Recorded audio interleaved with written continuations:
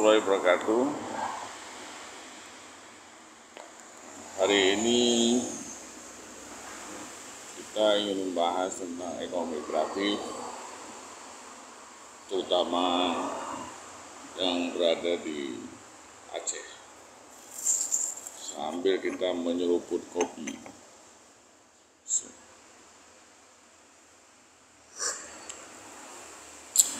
Espresso Biberi dari NA Kopi Kantono. Biberi ini kopi tunggal, pernah juga katakan kopi danau, punya khasiat ganda. Apa khasiatnya? Ya, coba sendiri.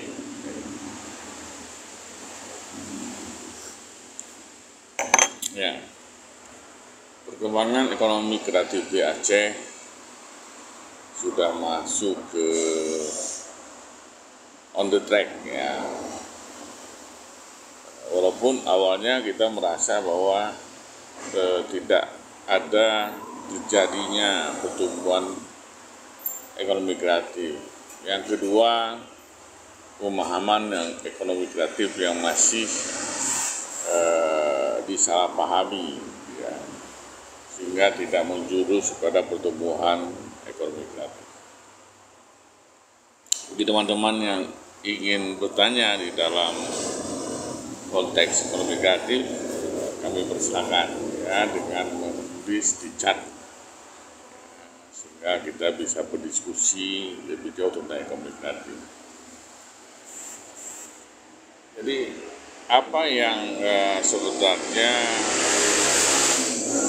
pada awal di Aceh, bahwa orang memahami ekonomi kreatif sekitar penggerak ekonomi, perilaku ekonomi, dengan mendapatkan keuntungan ya sedikit, itu sudah dikategorikan ekonomi kreatif, ya, seperti bidang kriya, bidang makanan dan lain-lain. Yang kedua, ekonomi kreatif di Aceh tumbuh, ya, namun masih bermain sendiri-sendiri, ya. Bagian kriya sendiri, bagian fashion sendiri, bagian film sendiri, ya. Ada 17 subsektor ekonomi kreatif dan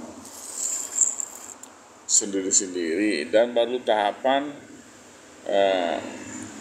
kebanyakan menjalankan hobi. Jadi skema yang kita bangun adalah dari menjalankan hobi, kemudian berkumpul menjadi sebuah komunitas.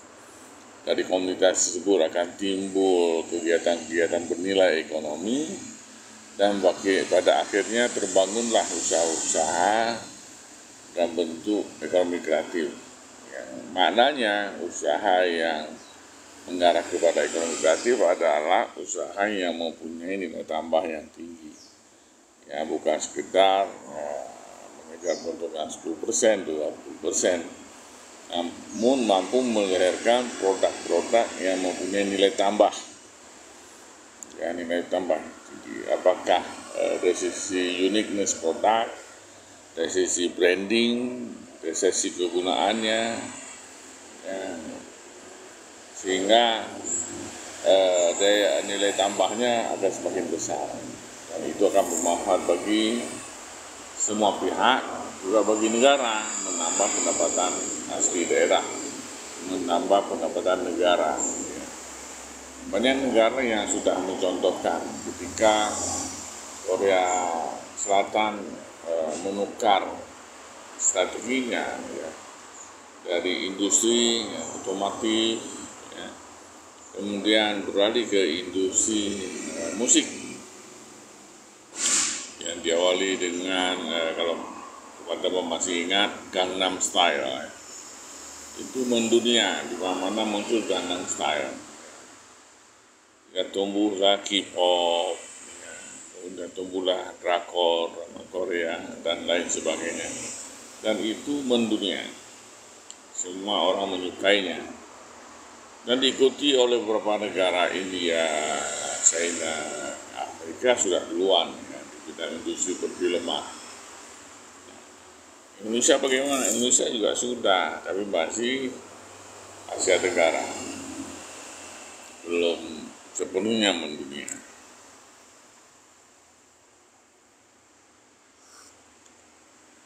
Nah, awal kita bergerak, kita melakukan survei di 12 kabupaten kota.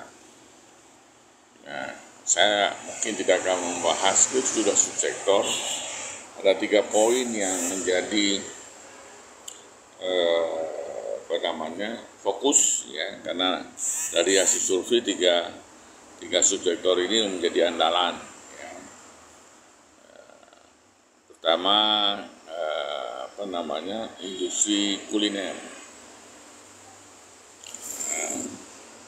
Kalau di Aceh ada salah satu pendapat mengatakan ada 3 rasa ya, rasanya enak sekali, dan yang ketiga enak sekali ya. Jadi hanya 3 rasa ya, tidak ada rasa lain ya. Jadi, dan industri kuliner tumbuh di mana-mana ya, tidak putus, baik warung kopi, warung makan ya. Di setiap kabupaten kota ada, yang pertumbuhan cukup meningkat ya, dan ada beberapa produk kuliner yang mempunyai nilai tambah tinggi dibandingkan produk-produk kuliner yang lain. Metode warung kopi dan kafe yang berbeda, baik dari sisi layanan, di sisi harga, juga ada beberapa produk yang sudah mempunyai nilai yang nilai tambah yang sudah lumayan tinggi ya, dan masyarakat bisa menerima. Cuman ya, masih belum mampu eksis ya, ke daerah lain ya. Memang nama-namanya sudah terkenal ya, seperti mie Aceh, kopi Aceh, tapi ya, apakah nilai tambah itu mampu dirasakan oleh masyarakat Aceh sendiri ya. Kopi diekspor untuk green bean, bukan dalam bentuk roasted, sehingga nilai tambahnya berada di di negara lain. Mie Aceh ya, kalau kita lihat tidak sepenuhnya dari Aceh ya. Judulnya mie Aceh, tapi yang bekerjanya bukan dari Aceh, atau bumbunya tidak datang dari Aceh. Dan nilai tambahnya juga berada pada orang lain ya, namanya memang mie Aceh ya. Dan begitu pun yang lain ya, contohnya di Padang ya. Pedagang Padang itu sudah ekspor ya, sudah mendunia, sudah dikemas dengan baik ya. Jadi sudah dijual dalam bentuk kemasan dan mempunyai tanggapan yang baik di daerah lain maupun di dunia. Jadi bagaimana produk kita yang kuliner bisa merambah, tidak hanya kita di Aceh saja populer, namun bisa populer. Kita coba mulai banyak ya, tidak hanya mie Aceh, tidak hanya kopi, juga ada kemamah, sudah dikalengkan ya. Atau produk-produk lain yang punya potensi besar. Bagaimana kita mengkoordinasikan ya, menjadi produk atau industri ekonomi kreatif kuliner bisa eksis ya, secara nasional maupun internasional. Yang kedua, Kria. Kria ini juga populer. Hampir setiap kabupaten kota sudah memiliki keunikan, baik dari sisi desain, ya, dari sisi kemasan, ya, sudah mulai. Namun masih sifatnya produk oleh-oleh yang notabene harganya bukan pada harga nilai tambah yang tinggi. Negosiasi harga masih terasa mahal. Padahal dalam konteks nilai tambah, ketika orang mampu menghargai produk ekonomi kreatif, tentu ini tidak menjadi permasalahan yang penting. Tetapi yang menariknya di dalam industri kria, Dekranasda Kabupaten Kota sudah berinisiasi ya, untuk mendaftarkan haki, terutama menyangkut tentang motif-motif. Ada awan berawak, awan berara, Tunjung, ya. Di setiap kabupaten kota sudah mulai daftarkan kepemilikan kekayaan, karena memang untuk ekonomi kreatif itu salah satu keunggulannya memang harus didaftarkan supaya mendapat perlindungan dari negara. Tidak mudah orang lain mengambil. Tadi saya lupa di kuliner juga ada, misalnya kopi Home, ya itu sudah didaftarkan. Selain daripada merek-merek yang sudah didaftarkan. Ya, kita kembali ke kria, ya. Tapi ngopi dulu. Ya. Nah, selain sudah didaftarkan, juga ternyata produk-produk kria sudah ada yang ekspor, diminati oleh pasar luar negeri. Namun ada tapinya ya. Ternyata brandnya dimiliki oleh pihak lain, pihak ketiga, sehingga nilai tambah pada brand tidak dirasakan oleh masyarakat. Kenapa kita menjadi penjahitnya? Jadi belum dibangun sebuah kekuatan brand bagi industri ini yang dimiliki oleh masyarakat atau organisasi yang bergerak di Aceh, sehingga nilai tambah itu akan memperkuat industri kreatif di Aceh. Itu dua. Ya. Yang ketiga adalah fashion. Ya. Fashion juga sudah mulai tumbuh. Ada komunitas-komunitas yang sudah hadir di Aceh, ya, baik bekerja fashion, desainer, sudah mulai menghasilkan karya-karya terbaik mereka. Ya, cuman memang pergerakannya agak terbatas, pemahamannya ya. Pemahamannya ketika mereka bergerak untuk memamerkan, kadang-kadang nggak boleh nih fashion show, ya.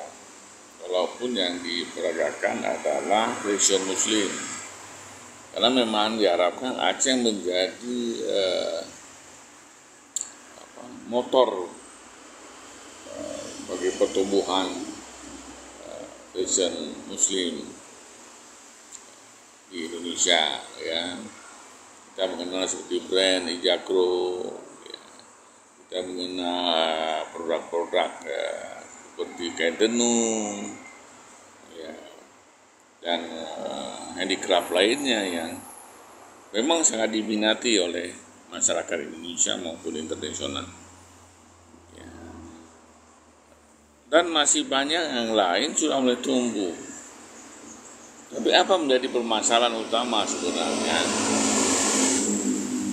Ya, kalau kita lihat adalah pertama, tidak tumbuhnya ekosistem bagi sebuah industri. Ya, kita bicarakan misalnya tentang kuliner tadi. Ya, walaupun produk olahan kita banyak, resources kita banyak, namun apa yang terjadi? ternyata ketergantungan kita pada market dari luar untuk mendapatkan resources itu masih lebih tinggi. Ya, kita tidak memproses sendiri. Ya, kue-kue tradisional yang seperti saya katakan di beberapa presentasi saya, ya hikayat timpan ya. Timpan memang dari Aceh, daunnya daun pisang dari Aceh, tapi tepungnya dari mana? Dari luar. Gulanya dari mana? Dari luar. Telurnya dari mana? Dari luar. Nah, ini berakibat apa? Nilai tambah atau value yang terkandung dalam produk tersebut hanya dirasakan sedikit. Kita seperti tukang buat saja, tukang olah saja, tapi value yang lain dinikmati oleh kita, dan itu melemahkan perekonomian kita. Bisa saya katakan uang pemerintah pusat mengalir ke Aceh, menginap sebentar di hotel, kemudian kembali lagi ke luar daerah. Ya. Ini bukan potensi yang baik. Begitu juga di kerajinan, ya, benang, kita masih mengambil dari pasar-pasar mediasi, kulit, ya, kita tidak mampu langsung berkomunikasi. Kalau misalnya kita menang itu dari India, kita belum mampu berkomunikasi langsung ke India, kita masih beli di Medan, di Jakarta, ya, sehingga kita mendapatkan nilai yang lebih tinggi. Kadang-kadang di Aceh memang terkenal dengan kos yang tinggi, ya, alasannya daerah ujung, namun sebenarnya tidak. Sebenarnya ini kemampuan kita di dalam bernegosiasi, kemampuan kita di dalam koneksi secara langsung, ya, penting. Ya.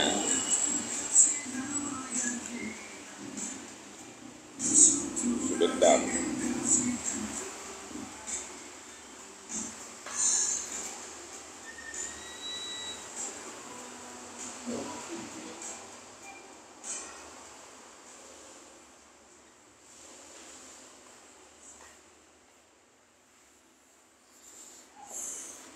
Ya, jadi ekosistem itu yang saya katakan adalah tidak hanya dari sisi bahan baku, dari sisi kepemilikan, dari sisi merek, dari sisi pasar yang belum secara terpadu terbentuk, terutama di ekonomi kreatif.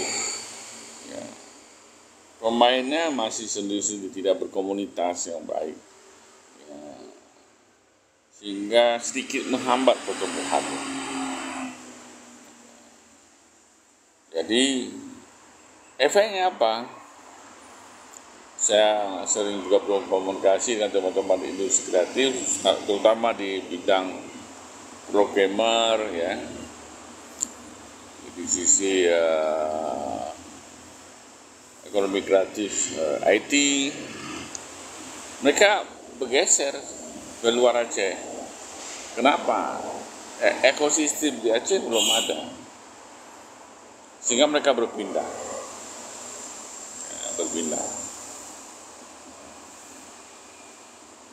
Jadi kita mau salahkan juga nggak bisa.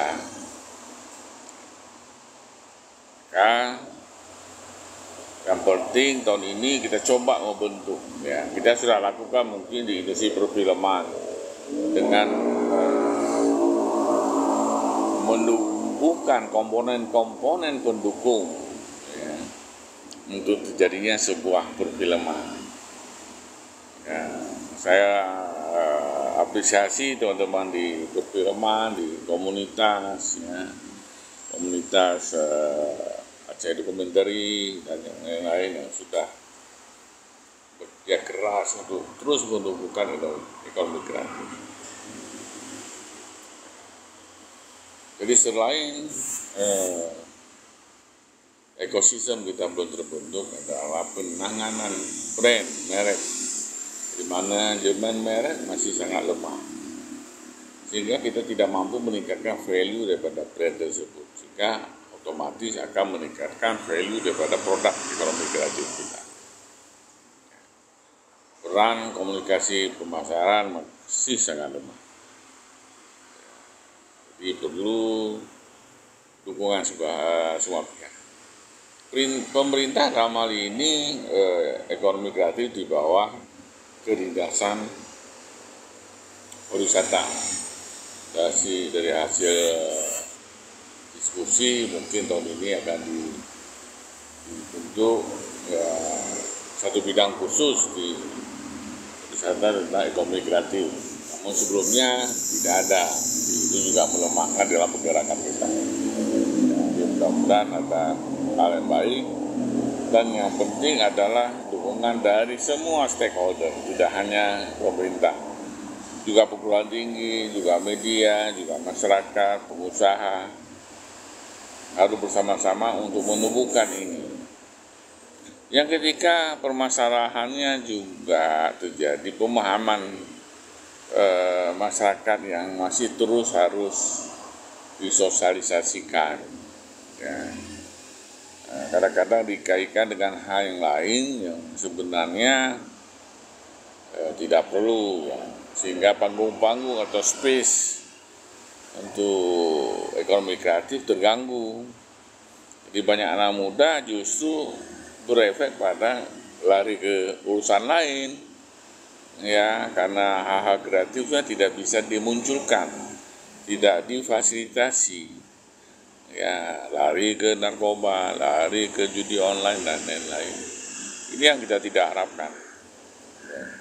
Jadi kita harus dengan semangat membangkitkan ekonomi kreatif, kita harus mampu memfasilitasi ya mereka berkreasi sejauh masih dalam koridor syariat Islam tentunya. Ya.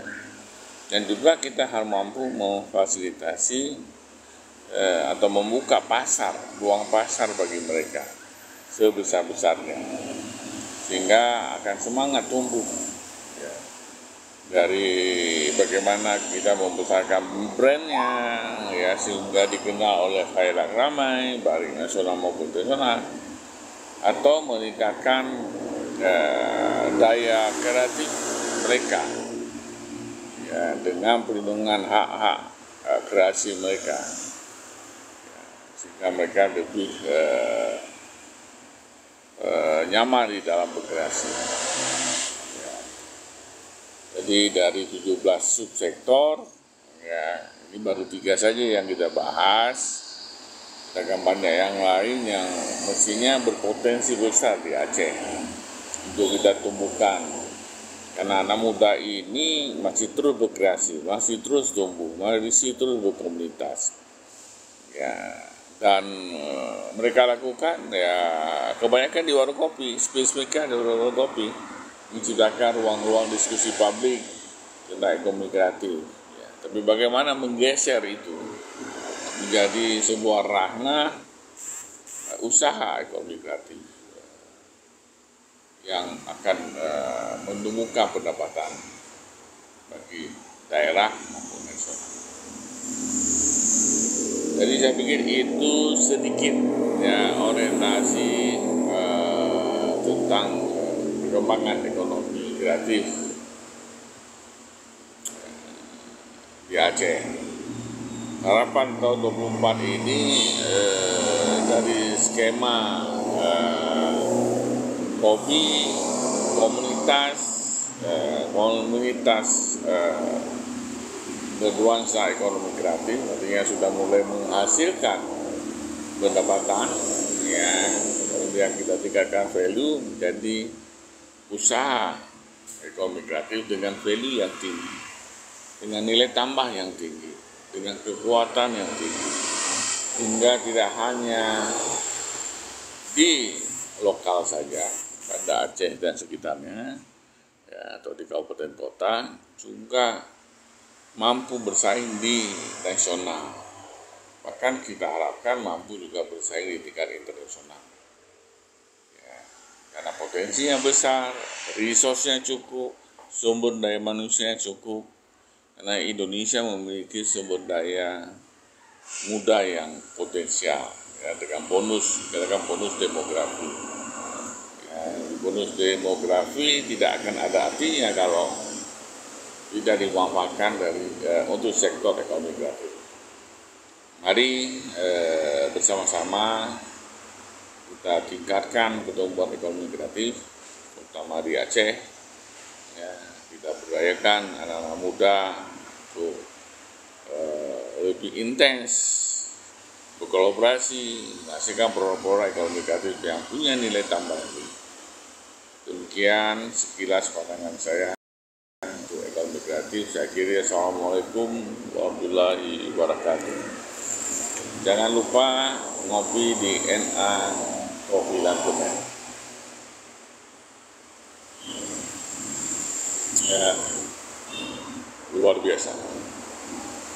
Dan jangan lupa untuk UKM, ya, beli, pakai dan bangga untuk UMKM Aceh.